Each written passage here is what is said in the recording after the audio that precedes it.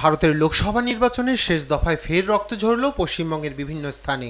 তৃণমূল ও ISF এর মধ্যে ধাওয়া পাল্টা ধাওয়া আর সংঘর্ষকে কেন্দ্র করে ছড়িয়েছে উত্তেজনা। এতে ঘটে হতাহতের ঘটনা। শনিবার সকালে এমন বিক্ষিপ্ত সংঘর্ষের মধ্য দিয়ে শুরু হয় ভোটগ্রহণ। 2024 সালের লোকসভা নির্বাচনের রাজনীতির অন্যতম ইস্যু হয়ে দাঁড়িয়েছিল পশ্চিমবঙ্গের সন্দেশখালী। শনিবার তৃণমূল কর্মীকে মারধরের ঘটনায় উত্তপ্ত হয়ে ওঠে সন্দেশখালীর দক্ষিণ খুলনা অঞ্চল। অভিযোগের তীর বিজেপির দিকে, তবে সব অভিযোগ অস্বীকার করে বিজেপি। এদিকে দিনের শুরুতে নিজ নিজ আসনে ভোট দিয়েছেন উত্তরপ্রদেশের মুখ্যমন্ত্রী যোগী আদিত্যনাথ, লালু প্রসাদ যাদব সহ একাধিক বলিউড ও ক্রীড়া তারকা। ভোট শেষে জানান নিজেদের অনুভূতির কথা। हमारे पास मौका है, ये हमारा फ़र्ज़ है कि हम वोट करके ऐसी सरकार जो हम चाहते हैं कि सरकार आए जो जनता के प्रति काम कर सके।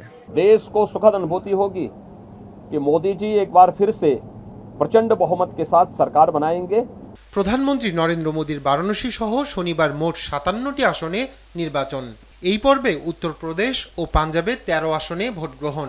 একই সঙ্গে ভোট গ্রহণ হয় পশ্চিমবঙ্গের 9টি, বিহারের 8টি, ওড়িশার 6টি, হিমাচল প্রদেশের 4টি, ঝাড়খণ্ডের 3টি এবং চণ্ডীগড়ে 1টি আসনে। এই দফাতেই জনতার দরবারে ভাগ্য পরীক্ষা হবে প্রধানমন্ত্রী নরেন্দ্র মোদীর। এই নিয়ে তৃতীয়বার উত্তরপ্রদেশের বারাণসী আসনে ভোটে লড়ছেন তিনি। প্রধানমন্ত্রী ছাড়াও শেষ পর্বের উল্লেখযোগ্য প্রার্থীদের মধ্যে রয়েছেন অভিনেত্রী কঙ্গনা রানাওয়াত ও কেন্দ্রীয় মন্ত্রী অনুরাগ ঠাকুর। রায়হান কবির শুভ্র, নিউজ ডেস্ক, দেশ টিভি।